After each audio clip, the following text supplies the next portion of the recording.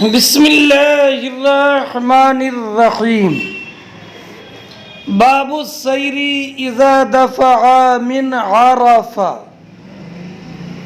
ای ھذا باب فی بیان صفت السیر اذا دفع من عرفہ۔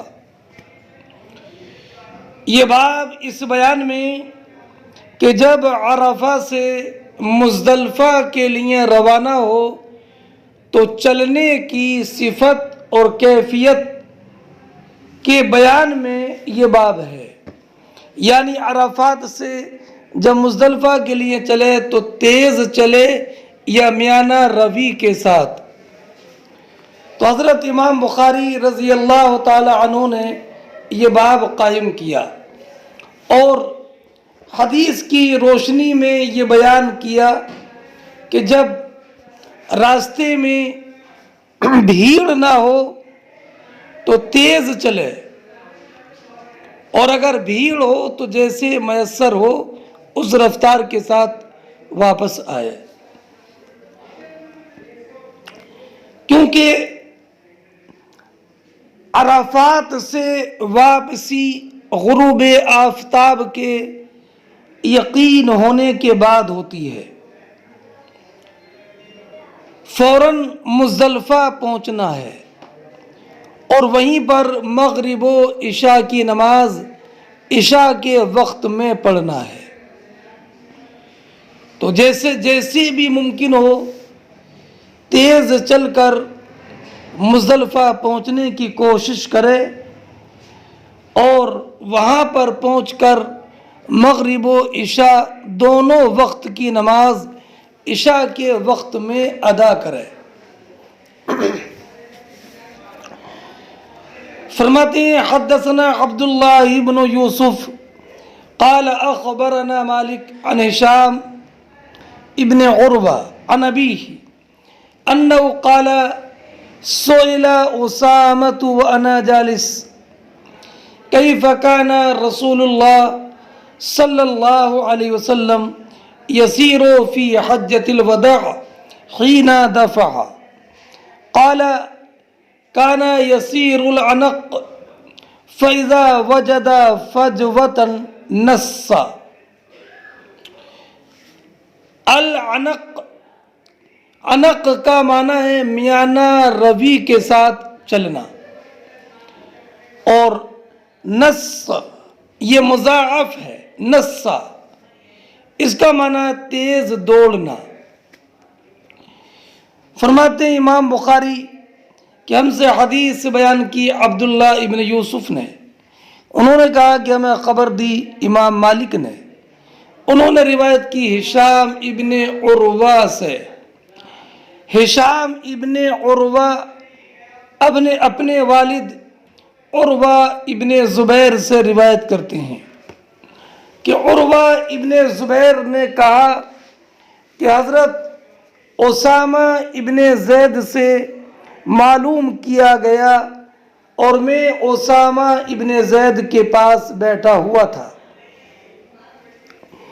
کیا معلوم کیا گیا؟ کیف کان رسول اللہ صلی اللہ علیہ وسلم یسیر فی حجۃ الوداع حین دفع، کہ جب نبی اکرم صلی اللہ تعالی علیہ وسلم عرفات سے مزدلفہ کی طرف واپس آ رہے تھے حجۃ الوداع میں، تو نبی کریم صلی اللہ تعالی علیہ وسلم کی واپسی میں واپس آنے کی چال کی رفتار کیا تھی؟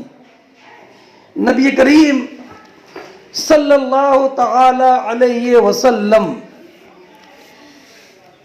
کس طرح چل رہے تھے؟ تو حضرت اسامہ ابن زید رضی اللہ تعالی عنہ نے جواب دیا العنق، آپ درمیانی رفتار سے چل رہے تھے۔ فَإِذَا وَجَدَ فَجْوَةً، جب آپ کچھ کھلا وسیع میدان پاتے اور بھیڑ نہیں ہوتی تو نصا، آپ رفتار تیز کر دیتے تھے، رفتار تیز کر دیتے تھے۔ یہ ہے حضرت اسامہ ابن زید کا بیان۔ اور اسامہ ابن زید کے تعلق سے آپ پڑھو گے کہ عرفات سے جب نبی کریم صلی اللہ تعالی علیہ وسلم واپس ہوئے تو حضرت اسامہ ابن زید رضی اللہ تعالیٰ عنہ سرکار کی سواری پر پیچھے بیٹھے تھے، سرکار کے ردیف تھے اسامہ ابن زید۔ اسامہ ابن زید حب رسول اللہ صلی اللہ علیہ وسلم کہلاتے۔ آپ کا انتقال حضرت امیر معاویہ رضی اللہ تعالیٰ عنہ کے خلافت کے آخر میں ہوا۔ حجۃ الوداع، اس کو حجۃ الوداع کہتے ہیں اس لیے کہ نبی اکرم صلی اللہ تعالی علیہ وسلم نے امت کو رخصت فرمایا تھا، اور وداع کا معنی رخصت کرنے کے ہیں۔ نبی کریم صلی اللہ تعالی علیہ وسلم نے ارشاد فرمایا تھا لا القاکم بعد عامی ھذا، کہ اس سال کے بعد میری آپ لوگوں سے ملاقات نہیں ہوگی۔ اور اس کا نام حجۃ البلاغ بھی ہے، اس لیے کہ نبی کریم علیہ السلام نے فرمایا تھا اپنے خطبے میں حل بلغت، اور اس کا نام حجۃ الاسلام بھی ہے، اس لیے کہ یہی پہلا حج تھا کہ جو اہل اسلام نے کیا، اور اس میں کوئی مشرک شریک نہیں تھا۔ ہاں، اس حدیث سے یہ بات معلوم ہوئی کہ اسلاف نبی کریم صلی اللہ تعالی علیہ وسلم کے احوال کی کیفیت کے بارے میں سوال کرنے کے حریص تھے، نبی کریم علیہ السلام کے جمیع حرکات اور سکون کے بارے میں، تاکہ تمام احوال میں نبی کریم علیہ السلام کی اقتداء اور اتباع کریں۔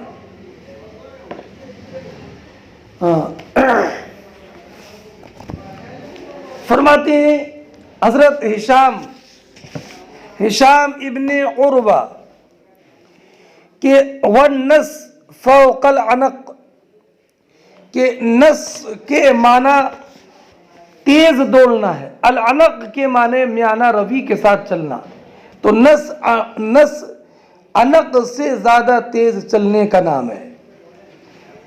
والنس فوق العنس فوق النس، والنس فوق العنق، نس عنق سے اوپر ہے، یعنی عنق کے معنی تو میانہ روی کے ساتھ چلنے کے ہیں، اور نس کے معنی تیزی کے ساتھ دوڑنے کے ہیں۔ ہاں، اب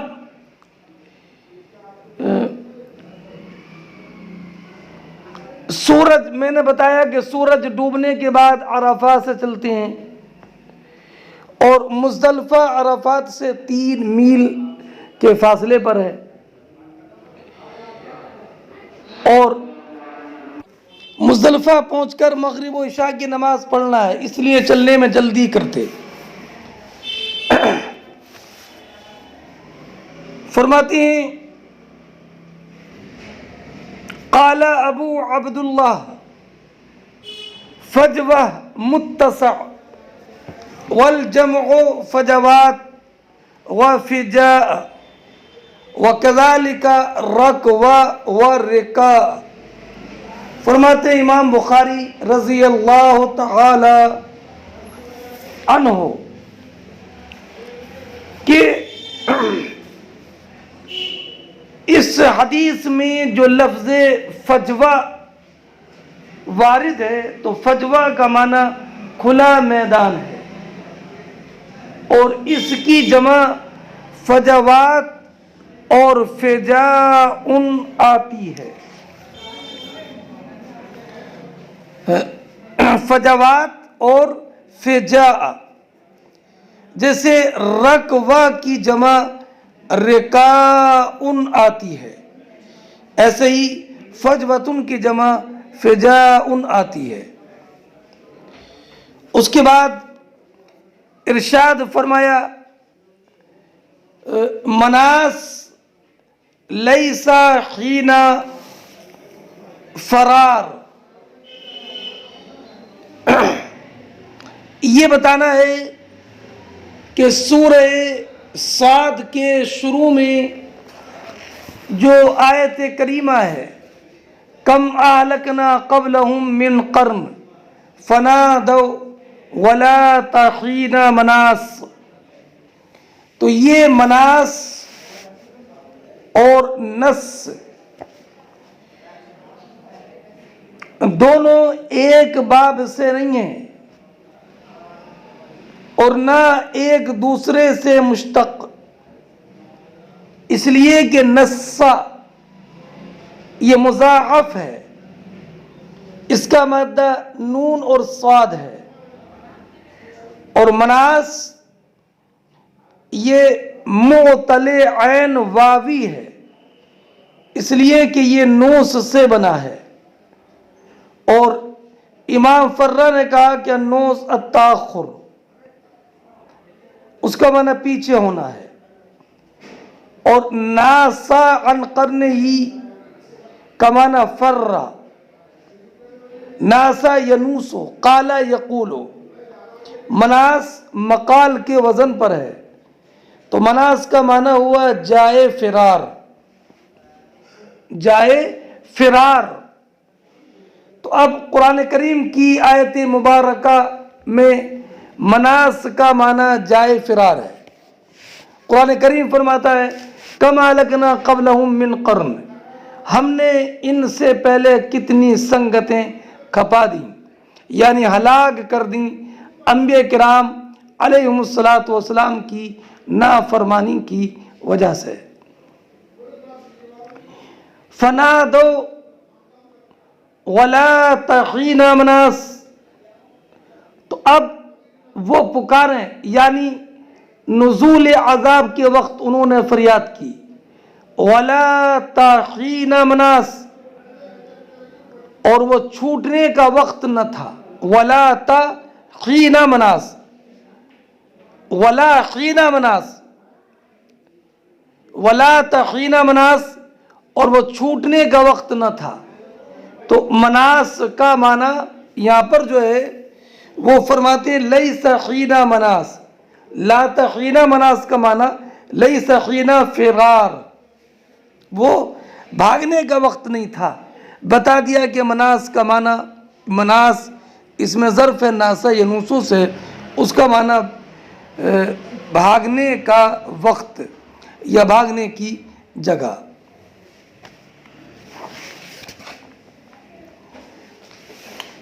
باب النزول بین عرفہ و جمع،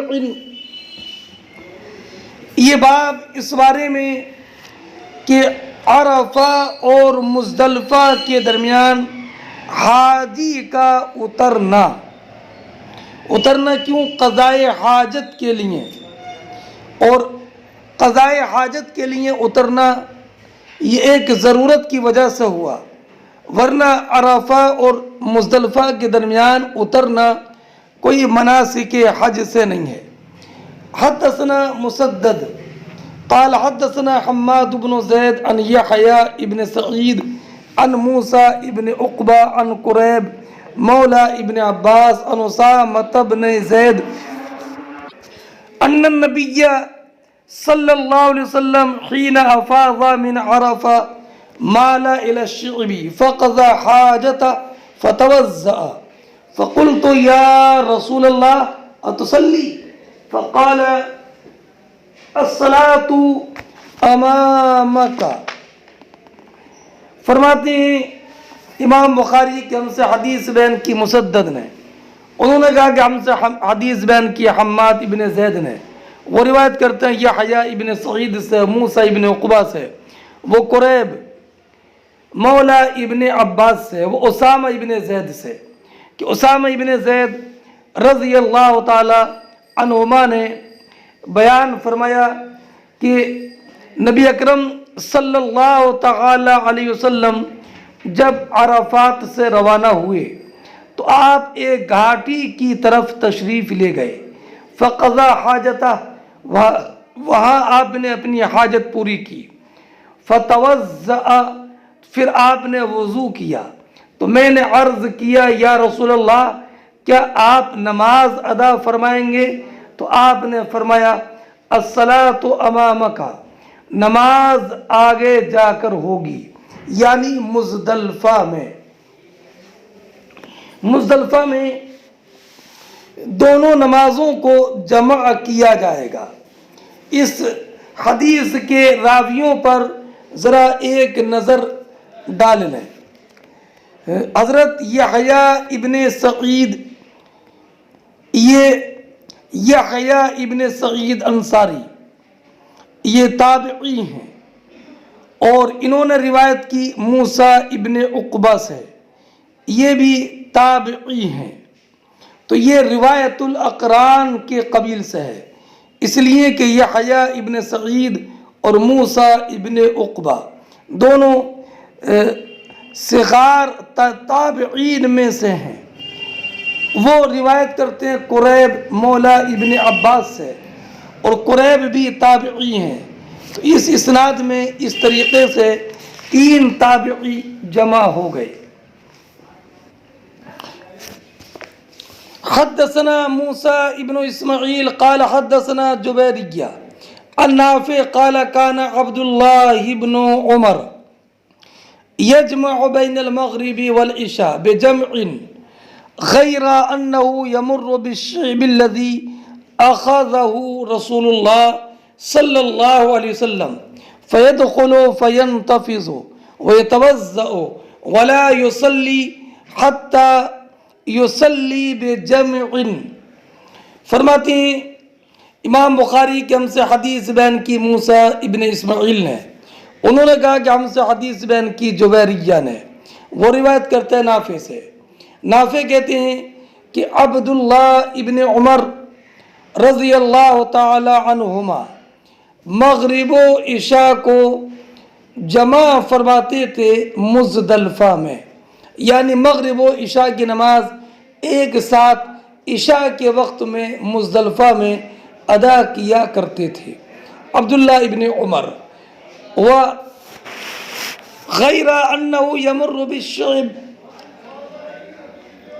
اور وہ جب اس گھاٹی سے گزرتے جہاں نبی کریم صلی اللہ تعالی علیہ وسلم تشریف لے گئے تھے، فَيَدْخُلُ فَيَنْتَفِضُ، تو اس گھاٹی میں داخل ہو کر قضائے حاجت کرتے، وَيَتَوَضَّأُ، اور وضو کرتے، وَلَا يُصَلِّي حَتَّى يُصَلِّيَا بِجَمْعٍ، وہ وہاں نماز نہیں پڑھتے، وہ نماز مزدلفہ میں آ کر ادا کرتے تھے، یعنی مغرب و عشاء دونوں عشاء کے وقت میں آ کر عشاء کے وقت میں مزدلفہ پہنچ کر ادا کرتے۔ حدثنا قتیبہ قال حدثنا اسماعیل بن جعفر عن محمد ابن ابی حرملہ عن قریب مولا ابن عباس عن اسامۃ بن زید عن اسامۃ ابن زید انہ قال ردفت رسول اللہ صلی اللہ علیہ وسلم من عرفات فلما بلغ رسول اللہ صلی اللہ علیہ وسلم الشعب الایسر الذي دون المزدلفہ اناخ فبالا ثم جاء فسببت علیہ الوضوء۔ یہ روایت بھی اسامہ ابن زید سے مروی ہے۔ اسامہ ابن زید بیان فرماتے ہیں کہ میں عرفات سے روانگی کے وقت نبی اکرم صلی اللہ تعالی علیہ وسلم کے پیچھے سواری پر سوار تھا۔ جب نبی اکرم صلی اللہ تعالی علیہ وسلم مزدلفہ سے پہلے بائیں والی گھاٹی کے پاس پہنچے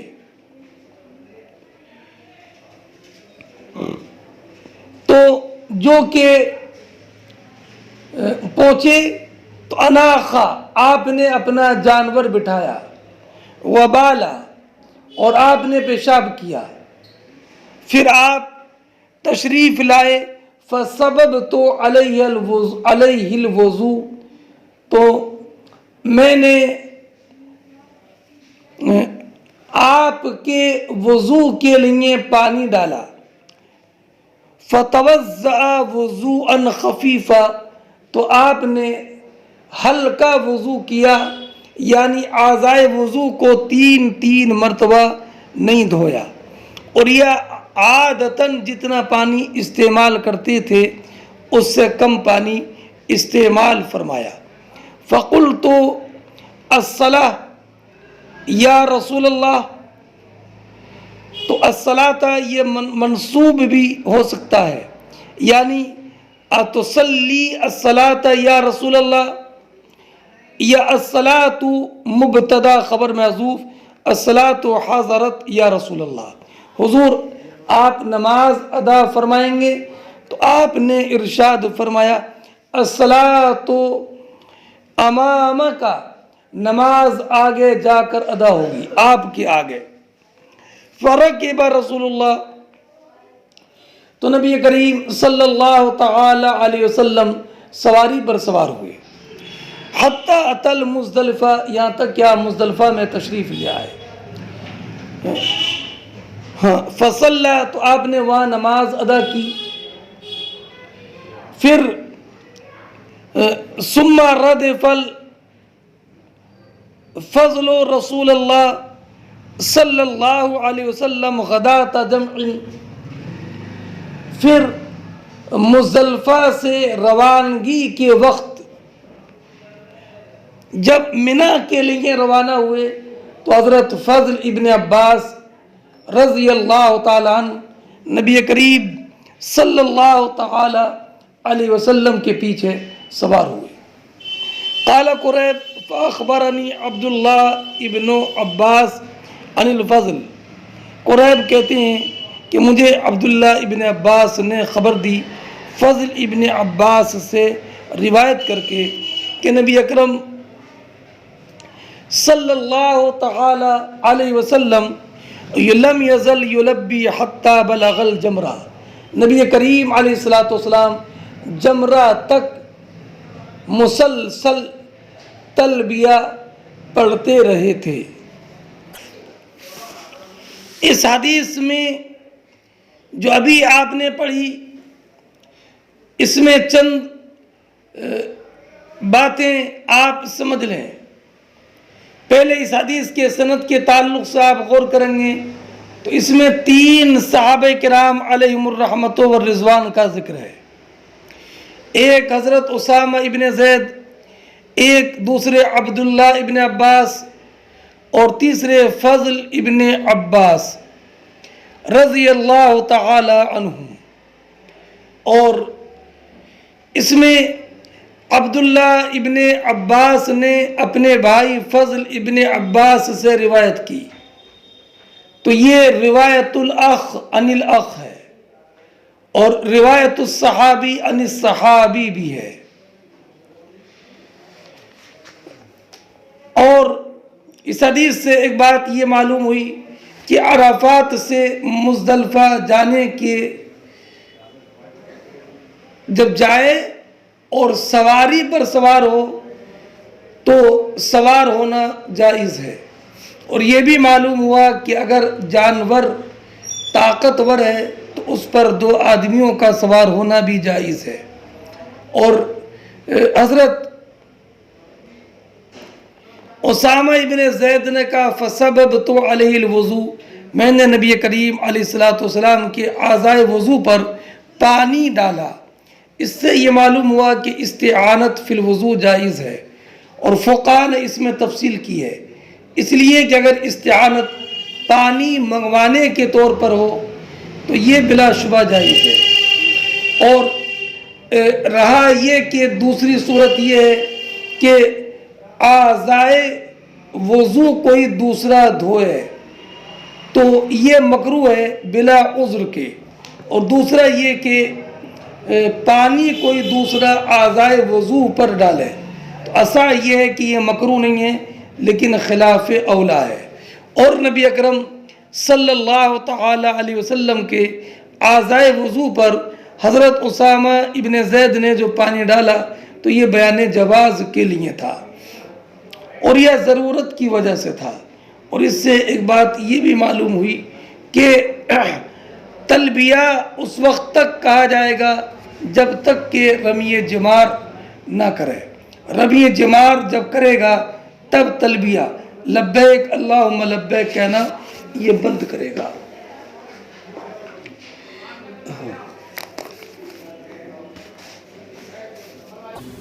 یہی امام اعظم رضی اللہ تعالیٰ عنہ، امام شافعی، امام احمد اور اسحاق کا بھی قول ہے۔ جمع مزدلفہ کو کہتے ہیں کیونکہ حضرت آدم و حوا یہاں جمع ہوئے تھے۔ حضرت قتادہ نے فرمایا کہ یہاں چونکہ حاجی مغرب و عشاء جمع کر کے پڑھتے ہیں اس لیے جمع کہتے ہیں۔ باب امر النبی صلی اللہ علیہ وسلم بالسکینہ عند الافاضہ واشارته الیہم بالصوت۔ یہ باب اس بیان میں صلی اللہ تعالی علیہ وسلم کا روانگی کے وقت اطمینان سے چلنے کی ہدایت کرنا، وَإِشَارَتِهِ إِلَيْهِمْ بِالصَّوْتِ اور چھڑی کے ذریعے لوگوں کی طرف اشارہ کرنا، یعنی نبی اکرم صلی اللہ تعالی علیہ وسلم کا لوگوں کو یہ حکم دینا کہ اطمینان و سکون کے ساتھ چلیں، اپنی سواریوں کو نہ دوڑائیں، اس لیے کہ سواریوں کے دوڑانے میں سواریوں کو اذیت پہنچانا ہے اور خود بھی نقصان پہنچنے کے اندیشے میں مبتلا ہونا ہے۔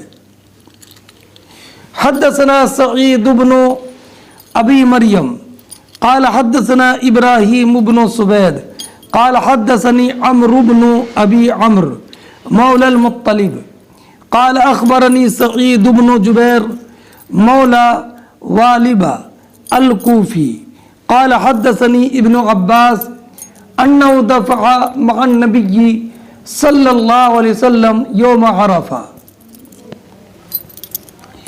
پہلے اس حدیث کے راویوں پر ایک نظر ڈال لیں۔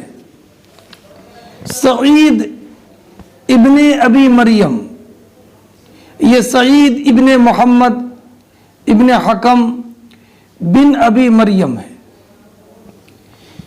ان کے شیخ ابراہیم ابن سوید اور عمر بن ابی عمر،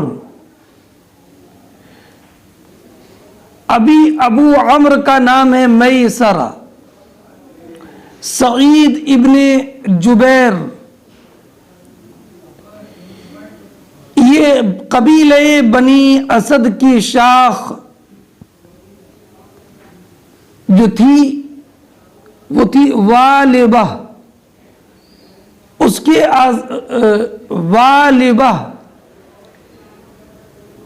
والبہ کوفی کے آزاد کردہ غلام ہے سعید ابن جبیر۔ سن 95 ہجری میں حجاج ابن یوسف نے ان کو شہید کیا۔ عبداللہ ابن عباس رضی اللہ تعالی عنہما یہ صحابی رسول ہیں۔ اب ذرا ترجمہ سنیے۔ فرماتی ہیں سعید ابن جبیر کہ مجھ سے عبداللہ ابن عباس رضی اللہ تعالی عنہما نے بیان فرمایا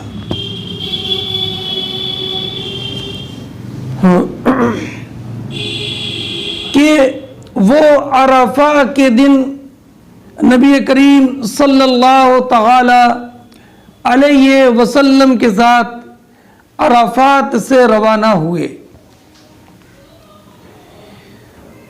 فسمع النبی صلی اللہ علیہ وسلم وراءہ زجرا شدیدا. نبی اکرم صلی اللہ تعالی علیہ وسلم نے اپنے پیچھے اونچی آوازیں سنی. اونٹوں کے تیز چلنے کی وجہ سے اونٹوں کی آوازیں سنی اور لوگ جو اونٹوں کو ہانک رہے تھے ان کی آوازیں سنی. وَضَرْبًا شَدِيدًا، اور نبی اکرم وَضَرْبًا، اور اونٹوں کے مارنے کی آوازیں سنی. وَصَوْتًا لِلْإِبِلِ، اور اونٹوں کے تیز چلنے کی آواز سنی. فَأَشَارَ بِصَوْتِهِ إِلَيْهِمْ، تو نبی اکرم صلی اللہ تعالی علیہ وسلم نے اپنی چھڑی کے ذریعے ان لوگوں کی طرف اشارہ کر کے فرمایا ایھا الناس علیکم بالسکینہ، اے لوگو اطمینان اور سکون کے ساتھ چلو. فإن البر ليس بالإيذاء، کیونکہ تیزی سے چلنا کوئی نیکی کا کام نہیں ہے. تیزی سے چلنا کوئی نیکی کا کام نہیں ہے. طمانینت اور اطمینان کے ساتھ چلو. اس حدیث سے یہ معلوم ہوا کہ عرفات سے لوٹتے وقت بے تحاشا بھاگنا، اونٹوں کو دوڑانا یہ ممنوع ہے. اس سے اونٹوں کو اذیت بھی پہنچانا ہے اور خود بھی اذیت میں مبتلا کرنا ہے. راستہ اگر صاف ہو تو تیز چلیں، ورنہ حسب عادت میانہ روی کے ساتھ سفر طے کریں. حضرت امام بخاری رضی اللہ تعالی عنہ کی عادت کریمہ ہے کہ اگر حدیث میں کوئی لفظ ہے اور اس کے مادے کا لفظ قرآن کریم میں بھی ہے اور اس کا معنی عام فہم نہیں ہے تو اس کی تفسیر فرما دیتے ہیں. یہاں پر حدیث میں ایذا یہ باب افعال کا مصدر ہے. اوزع یوزع. اب قرآن کریم کی آیت کریمہ ہے سورہ براءت میں اللہ رب العزت ارشاد فرماتا ہے لو خرجوا فیکم ما زادوکم الا خبالا وَلَأَوْضَعُوا خِلَالَكُمْ يَبْغُونَكُمُ الْفِتْنَةَ. اوضعوا لفظ وارد ہے قرآن میں اور وہ ایضع اس کا مصدر ہے اوضعوا کا، اس لیے امام بخاری نے اوضعوا کا معنی بتایا اسرعوا.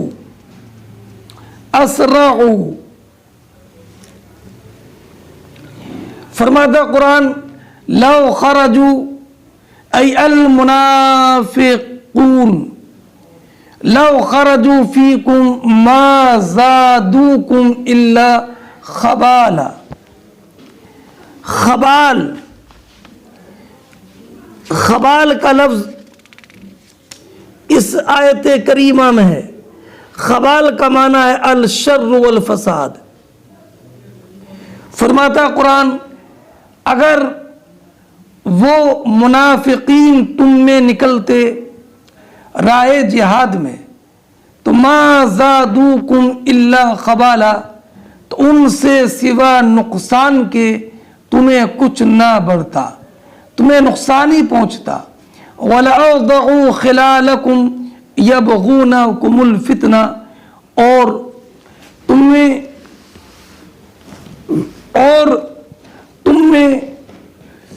تمہارے مابین فساد اور شر پھیلانے کے لیے دوڑتے۔ تو اس آیت کریمہ میں اوضعوا کا معنی اسرعوا ہے، دوڑتے، اور تم میں فتنہ پیدا کر دیتے، فتنہ بڑھا دیتے۔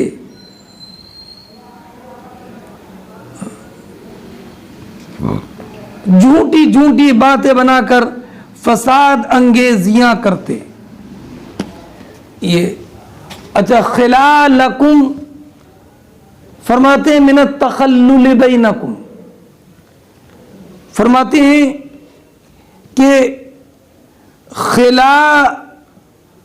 لفظ خلال لکم کا مطلب ہے خلالکم ای بینکم، تمہارے درمیان میں۔ چنانچہ قرآن کریم کی دوسری آیت کریمہ ہے وَفَجَّرْنَا خِلَالَهُمَا نَهْرًا، اور ہم نے ان دونوں باغوں کے درمیان نہر بہائی۔ اس آیت میں بھی خلال کے معنی درمیان کے ہیں، اس لیے امام بخاری رضی اللہ تعالی عنہ نے اسے بھی بیان فرمایا اور واضح فرما دیا۔ فرماتے ہیں من التخلل بینکم فجرنا خلالہما کا معنی باب الجمع بین الصلاتین بالمزدلفہ۔ یہ باب اس بیان میں کہ مزدلفہ میں دو نمازیں ایک ساتھ ادا کرنا، یعنی مغرب و عشاء ایک ساتھ عشاء کے وقت میں ادا کرنا۔ حدثنا عبد الله بن يوسف قال أخبرنا مالك عن موسى ابن عقبة عن قريب عن أسامة بن زيد أنه سمع يقول دفع رسول الله صلى الله عليه وسلم من عرفة فنزل الشعب بالا ثم توضأ ولم يسبغ الوضوء فقلت له الصلاة قال الصلاة أمامك فجاء المزدلفة فتوضأ فأصبغ ثم أقيمت الصلاة فصلى المغرب ثم ناخى كل إنسان بعيره في منزله ثم أقيمت الصلاة فصلى ولم يصلي بينهما۔ امام بخاری رضی اللہ تعالی عنہ بیان فرماتے ہیں کہ ہم سے حدیث بیان کی عبداللہ ابن یوسف نے، انہوں نے کہا کہ ہمیں خبر دی مالک نے، وہ روایت کرتے ہیں موسیٰ ابن عقبہ سے، وہ قریب سے، وہ حضرت اسامہ ابن زید رضی اللہ تعالی عنہم سے، کہ انہو سمعہ یقول، کہ انہوں نے حضرت اسامہ ابن زید رضی اللہ تعالی عنہما کو یہ کہتے ہوئے سنا کہ دفع رسول اللہ صلی اللہ علیہ وسلم من عرفہ، کہ نبی اکرم صلی اللہ تعالی علیہ وسلم عرفات سے واپس ہوئے۔ فنزل الشعب بالا، تو آپ ایک گھاٹی میں اترے، پیشاب کیا۔ ثم توضأ، پھر آپ نے وضو کیا۔ ولم يسبغ الوضوء، اور کامل وضو نہیں کیا۔ ایک تو مطلب یہ ہے کہ کامل وضو نہیں کیا، یعنی بعض اعضاء کو دھویا، تو یہ وضو لغوی ہوا۔ اور ایک قول یہ ہے کہ انہو توضأ وضوءا خفیفا، حضور نے ہلکا وضو کیا، یعنی اعضاء وضو کو تین مرتبہ نہیں دھویا، بلکہ ایک مرتبہ اعضاء وضو کو دھویا۔ یہ عادتاً جتنے پانی سے وضو کرتے تھے اس سے کم پانی سے وضو کیا۔ فقلت له الصلاة، تو میں نے نبی کریم صلی اللہ تعالی علیہ وسلم سے عرض کیا یا رسول اللہ نماز پڑھیں گے؟ تو سرکار نے فرمایا صلاۃ امامک، فرمایا نبی اکرم صلی اللہ تعالی علیہ وسلم نے نماز آگے چل کر پڑھیں گے۔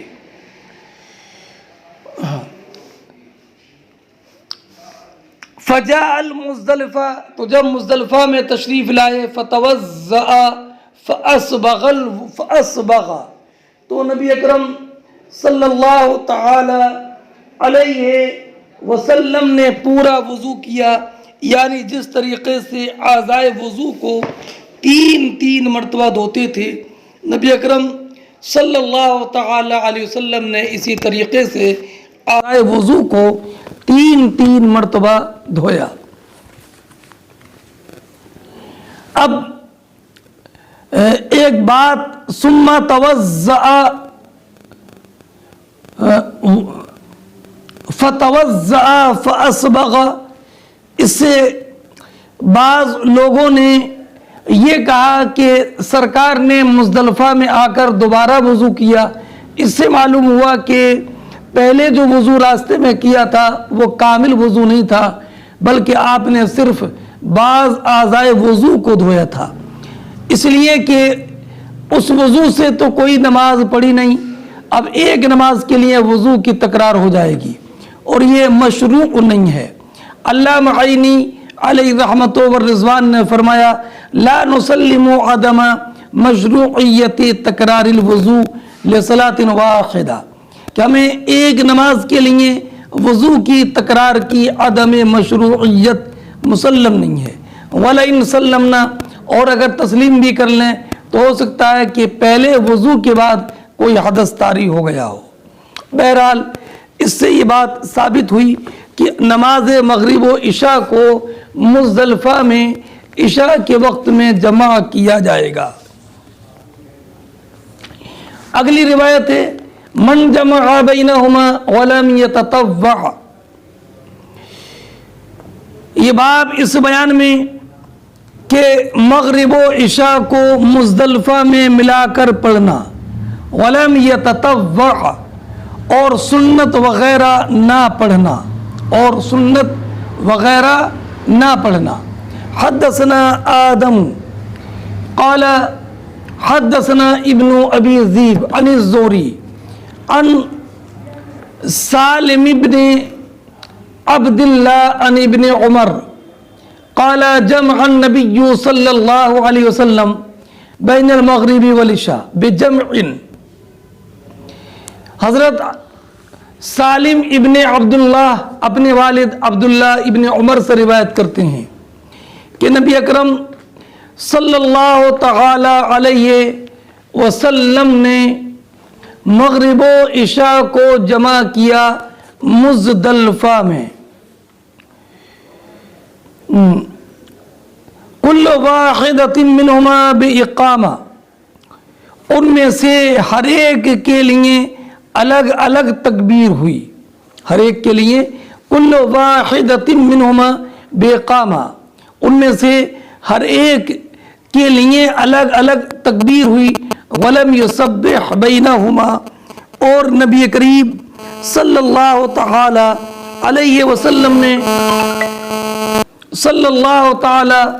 علیہ وسلم نے ان کے درمیان اور ان کے بعد کوئی سنتیں وغیرہ نہیں پڑھیں، سنتیں نہیں پڑھیں۔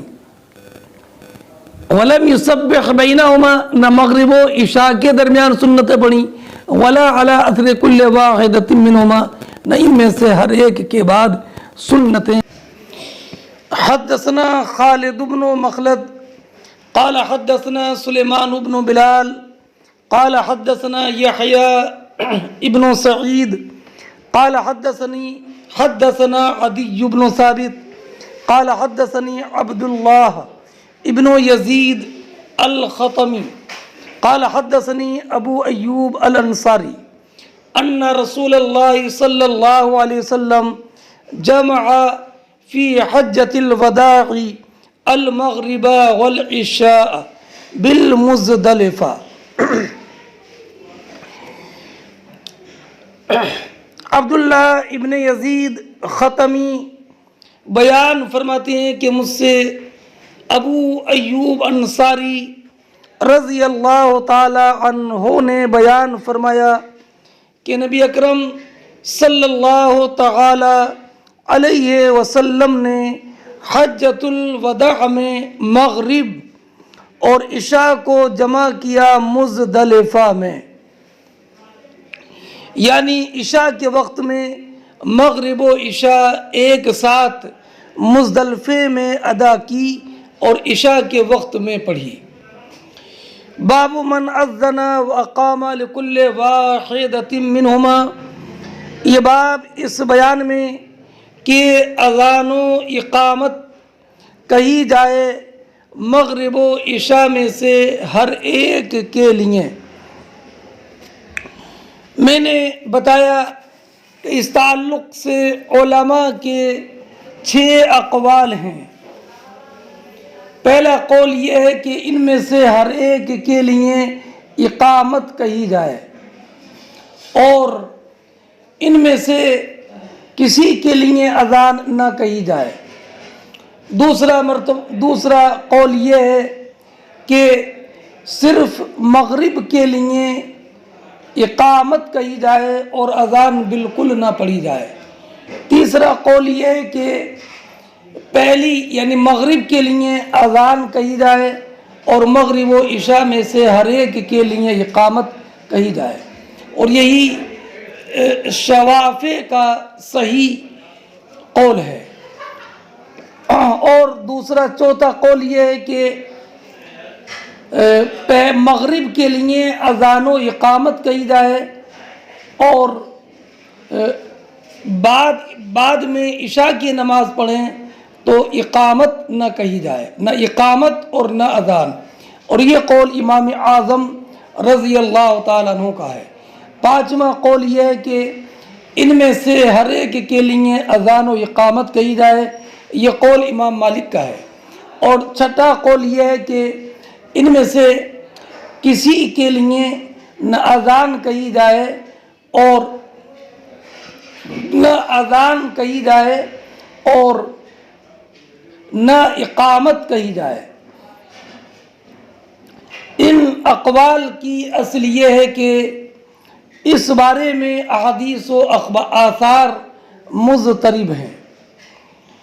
عبداللہ ابن عمر رضی اللہ تعالی عنہ سے جو ایک روایت ہے وہ یہ بھی ہے کہ اقامت ایک کہی جائے، اور انہی سے موقوفاً یہ بھی مروی ہے کہ اذان کہی جائے ایک مرتبہ اور ایک ہی مرتبہ اقامت کہی جائے، اور یہ بھی مروی ہے کہ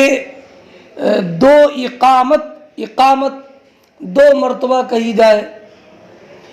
فرماتے ہیں حدثنا عمرو بن خالد قال حدثنا زہیر قال حدثنا ابو اسحاق قال سمعت عبد الرحمن بن یزید یقول حج عبداللہ، حضرت عبد الرحمن ابن یزید کہتے ہیں کہ حضرت عبداللہ ابن مسعود رضی اللہ تعالی عنہ نے حج کیا، فأتینا المزدلفہ حین الاذان بالعتمہ، تو ہم عشاء کی اذان کے وقت میں مزدلفہ آئے، او قریبا من ذلک، یا عشاء کی اذان کے وقت کے قریب مزدلفہ آئے، فامر رجلا فاذن وقام، تو آپ نے ایک مرد کو حکم دیا، انہوں نے اذان اور اقامت کہی، ثم صلی المغرب، اس کے بعد آپ نے نماز مغرب پڑھی، وصلی بعد رکعتین، اور نماز مغرب کے بعد 2 رکعت سنت ادا کی، ثم دعا بعشائہ، پھر شام کا کھانا منگوایا، فتعشا، پھر آپ نے وہ کھانا تناول فرمایا، ثم امر اورا فاذن واقام، اس کے بعد آپ نے حکم دیا، میں یہ سمجھتا ہوں کہ پھر اذان اور اقامت کہی گئی۔ فرماتے ہیں عمرو بن خالد امام بخاری کے شیخ، ولا عالم الشک الا من الزہیر، کہ میں شک کے بارے میں یہی جانتا ہوں کہ یہ شک ہمارے شیخ زہیر کی طرف سے آیا ہے۔ ثم صلی العشاء، انہی کو شک ہوا کہ میرا یہ گمان ہے کہ فاذن و اقامہ، اس کے بعد اذان اور اقامت ہوئی۔ میرا یہ گمان ہے، جو شک ہے یہ ہمارے شیخ جو زہیر ہے انہی کی طرف سے ہے، یعنی انہی کو شک ہے۔ ثم صلی العشاء رکعتین، اس کے بعد آپ نے عشاء کی 2 رکعت نماز پڑھی۔ فلما طلع الفجر، جب فجر طلوع ہوئی، قال ان النبی صلی اللہ علیہ وسلم کان لا يصلي هذه الساعة الا هذه الساعة في هذا المكان من هذا اليوم۔ فرمایا حضرت عبداللہ ابن مسعود نے کہ نبی کریم صلی اللہ تعالی علیہ وسلم طلوع فجر ہوتے ہی نماز فجر صرف اسی دن اور اسی جگہ میں پڑھتے تھے، ورنہ اور ایام میں جو نماز فجر پڑھتے تھے وہ اسفار میں پڑھتے تھے، یعنی خوب اجالا ہونے کے بعد۔ قال عبداللہ ابن مسعود رضی اللہ تعالی عنہ نے فرمایا ہما صلاتانی تحولانی عن وقتها، یہ 2 نمازیں ہیں جو اپنے وقت سے ہٹا دی گئی ہیں۔ ایک تو صلاۃ المغرب، نماز مغرب کہ اور ایام میں نماز مغرب غروب شمس کے بعد ہی پڑھی جاتی ہے، اور حاجیوں کے لیے نمی ذی الحجہ کے بعد عرفات سے جب واپس آتے ہیں تو نماز مغرب عشاء کے وقت میں پڑھی جاتی ہے، لوگوں کے مزدلفہ آنے کے بعد۔ بعد ما یاتی الناس مزدلفہ، یہ نماز پڑھی جاتی ہے جب کہ لوگ مزدلفہ آ جاتے ہیں۔ والفجر حین یبزغ الفجر، اور فجر پڑھی جاتی ہے جبکہ فجر کی نماز پڑھی جاتی ہے جبکہ فوراً طلوع فجر ہوتا ہے، ورنہ اور ایام میں اسفار میں پڑھی جاتی ہے۔ قال رأیت النبی صلی اللہ علیہ وسلم یفعلہ، عبداللہ ابن مسعود رضی اللہ تعالی عنہ نے بیان فرمایا کہ میں نے نبی اکرم صلی اللہ تعالی علیہ وسلم کو ایسے ہی کرتے پایا۔ یہ جو فرمایا کہ 2 نمازیں اپنے وقت سے ہٹا دی گئی ہیں، تو نماز مغرب تو بلا شبہ اپنے وقت سے ہٹا دی گئی اور اس کو پڑھا جاتا ہے عشاء کے وقت میں۔ رہا فجر کی نماز کو ہٹانے کا معاملہ تو وہ اپنے حقیقی وقت سے نہیں ہٹی ہے، بلکہ وہ طلوع فجر کے بعد ہی پڑھی جاتی ہے۔ تو مراد یہ ہے کہ اور دنوں میں جو اسفار میں پڑھی جاتی تھی، اب فوراً طلوع فجر کے وقت پڑھی جاتی ہے، اول وقت میں پڑھی جاتی ہے، تو وقت معتاد سے ہٹائی گئی، اول وقت میں پڑھی گئی تاکہ وقوف کے لیے زیادہ وقت ملے۔ حضرت عبداللہ ابن مسعود رضی اللہ تعالی عنہ سے جو مروی ہے کہ اذان مغرب کے لیے الگ، ایسی اقامت بھی الگ، عشاء کے لیے الگ اذان اور الگ اقامت۔ تو اگر کوئی مغرب اور عشاء ملا کر نہ پڑھے اور درمیان میں کھائے پیے تو دونوں کو 2 اذان اور 2 اقامت سے پڑھے، اور مغرب کی سنتیں مغرب کے بعد اور عشاء کی سنتیں عشاء کے بعد پڑھے۔ یہ کب؟ جب کہ دونوں کے درمیان فصل کرے۔ تو حضرت عبداللہ ابن مسعود رضی اللہ تعالیٰ عنہ کی روایت پر عمل ہوگا، اور اگر ایک ساتھ ملا کر پڑھتا ہے تو پھر بیچ میں تکبیر نہ کہی جائے۔ وہ حضرت عبداللہ ابن عباس، حضرت عبداللہ ابن عمر رضی اللہ تعالیٰ عنہما کی روایت پر عمل کیا جائے گا۔ اور یہ بھی یاد رکھیں کہ وقوف مزدلفہ، اس کا وقت طلوع فجر اور طلوع آفتاب کے درمیان ہے، اور یہ ہمارے یہاں واجب ہے، فرض نہیں، اس لیے کہ اس کا ثبوت خبر واحد سے ہے، کسی قطعی ثبوت قطعی دلالت نص سے نہیں۔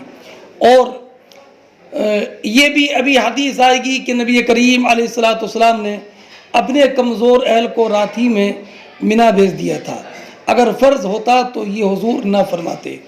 اور وجوب کی دلیل وہ حدیث ہے کہ نبی کریم علیہ السلام کی خدمت میں حضرت عروہ ابن مزرس مزدلفہ کے موقف میں حاضر ہوئے اور عرض کیا کہ حضور میں جبل طے سے حاضر ہوا ہوں، میں نے اپنی سواری کو بے دم کر دیا، اپنے آپ کو تھکا دیا، ان پہاڑوں میں سے کوئی ایسا پہاڑ نہیں ہے جہاں میں نے وقوف نہ کیا ہو۔